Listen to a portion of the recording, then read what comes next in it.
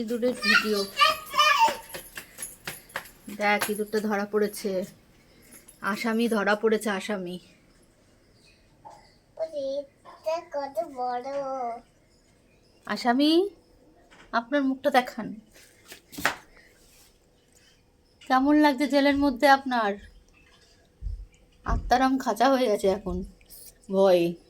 ও ছাতার কাছে, মা ও ছাতার কাছে ভালো মা ও চাঁদার কাছে।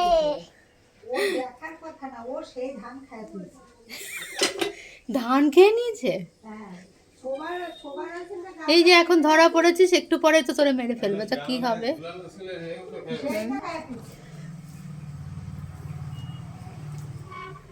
কি করছো? বাবা, কি করছো? ভয়ে একবার এদিক আর একবার ওদিক করছে।